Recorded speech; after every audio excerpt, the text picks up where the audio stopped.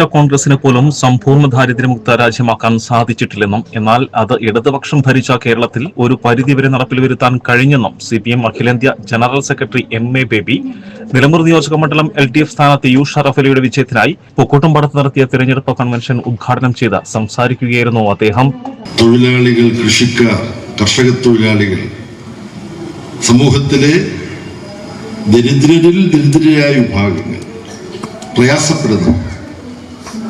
അവരുടെ താല്പര്യങ്ങൾ കാസൂക്ഷിക്കാൻ വേണ്ടി പ്രതിജ്ഞാബദ്ധമായ ഇടതുപക്ഷ ജനാധിപത്യ മുന്നണി എന്നൊരു രാഷ്ട്രീയ സംവിധാനം, അതിന്റെ നേതൃത്വത്തിലൊരു ഗവൺമെന്റ് ഇപ്പൊ തെരഞ്ഞെടുപ്പ് നടക്കുന്ന വിവിധ സംസ്ഥാനങ്ങളിൽ കേരളത്തിൽ മാത്രമേ ഉള്ളൂ എന്ന് മാത്രമല്ല, ഇന്ത്യ ഒട്ടാകെ എടുത്താൽ ഇടതുപക്ഷ ജനാധിപത്യ ശക്തികളുടെ നേതൃത്വത്തിലുള്ള ഒരു ഗവൺമെന്റ് കേരളത്തിൽ മാത്രമാണ്.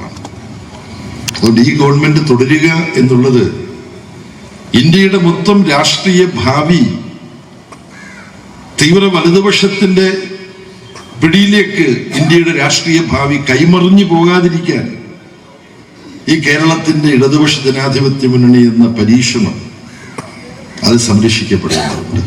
ദാരിദ്ര്യത്തെ തുറച്ചു നീക്കാമെന്നുള്ള പ്രചരണം നടത്തിയാണ് ഇന്ദിരാഗാന്ധി തിരഞ്ഞെടുപ്പിനെ നേരിട്ടത്. എന്നാൽ പിന്നീട് വന്ന രാജീവ് ഗാന്ധി സർക്കാരിന് പോലും അത് നടപ്പിൽ വരുത്താൻ കഴിഞ്ഞിട്ടില്ലെന്നും എന്നാൽ ഒരു പരിധിവരെ ആ ലക്ഷ്യം സാക്ഷാത്കരിക്കാൻ കേരളത്തിലെ ഇടതുപക്ഷ സർക്കാരിനായെന്നും ജനകീയ സർക്കാരിനെതിരെ കേരളത്തിൽ അങ്ങോളം ഇങ്ങോളം നുണപ്രചരണങ്ങൾ നടത്തിയാണ് UDF വോട്ടുകൾ പിടിക്കുന്നതെന്നും LDF സർക്കാരിന്റെ വികസനം എത്താത്ത ഒരിടം പോലും കേരളത്തിൽ ഇല്ലെന്നും MA ബേബി പറഞ്ഞു. PK സൈനബ അധ്യക്ഷയായി. CPM സംസ്ഥാന കമ്മിറ്റി അംഗം M സ്വരാജ് മുഖ്യ പ്രഭാഷണം നടത്തി. ജില്ലാ കമ്മിറ്റി അംഗം E പത്മാക്ഷൻ, LDF നേതാക്കളായ advocate PM Safarulla, K Mohanan, Kunnummal Haridas, VK Ananthakrishnan, P Sivathmajan, ജില്ലാ കമ്മിറ്റി അംഗം E പത്മാക്ഷൻ, LDF നേതാക്കളായ advocate PM Safarulla, K Mohanan, Kunnummal Haridas, VK Ananthakrishnan, P Sivathmajan, K Rajmohan, Sunny Pulukuthiyil തുടങ്ങിയവർ സംസാരിച്ചു.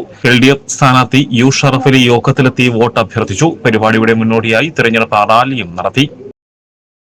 SS Gold, Pure Gold. SS Group, Nilambur.